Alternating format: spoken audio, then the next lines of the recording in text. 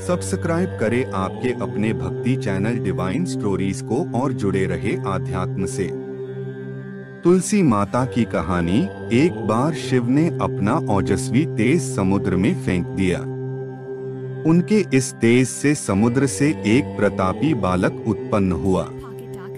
यह लड़का बाद में जालंधर के नाम से एक शक्तिशाली राक्षस राजा बन गया। उसने अपनी राजधानी जालंधर नगरी को बनाया। जालंधर ने दैत्यराज कालनेमी की बेटी वृंदा से शादी की। जालंधर ने अपनी शक्ति के घमंड में उसने माता लक्ष्मी को पाने की इच्छा से युद्ध किया, लेकिन समुद्र से उत्पन्न होने के कारण माता लक्ष्मी ने उन्हें अपने भाई के रूप में स्वीकार कर लिया। वहां से पराजित होकर वह देवी पार्वती को पाने की इच्छा से कैलाश पर्वत पर गया। जालंधर ने शिव का रूप धारण किया और माता पार्वती के पास गए, लेकिन माता ने तुरंत उन्हें अपने योग की शक्ति से पहचान लिया और वहां से उनकी जिज्ञासा हुई। देवी पार्वती ने क्रोधित होकर भगवान विष्णु को पूरी कहानी सुनाई। जालंधर की पत्नी वृंदा बहुत ही धर्मपरायण महिला थी। जालंधर अपने पतिव्रत धर्म की शक्ति से न तो मारा गया और न ही पराजित हुआ। इसलिए जालंधर को नष्ट करने के लिए वृंदा के पतिव्रत धर्म को तोड़ना बहुत जरूरी था। इसलिए भगवान विष्णु एक ऋषि के वेश में वन में पहुँचे, जहाँ वृंदा अकेले यात्रा कर रही थी।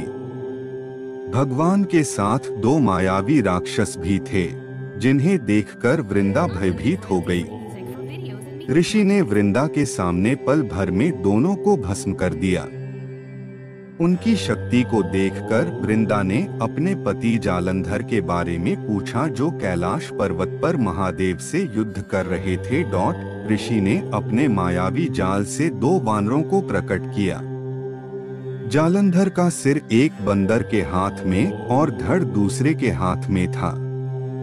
पति की यह हालत देखकर वृंदा बेहोश हो गई। होश में आने पर उसने अपने पति को पुनर्जीवित करने के लिए ऋषि से प्रार्थना की।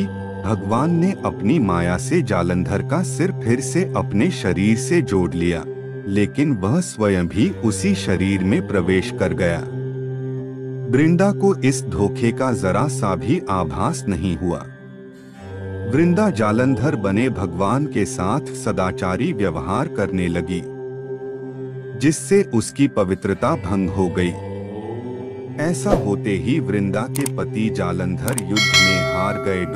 जब वृंदा को यह सब लीला के बारे में पता चला, तो उसने क्रोधित होकर भगवान विष्णु को एक चट्टान होने का श्राप दिया और स्वयं सती हो गई।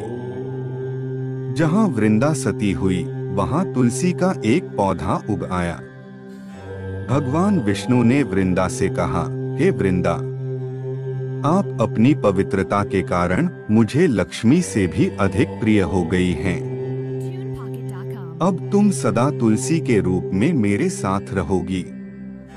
जो कोई भी मेरे शालिग्राम रूप से तुलसी का विवाह करेगा, उसे इस दुनिया में और परलोक में अपार प्रसिद्धि मिलेगी।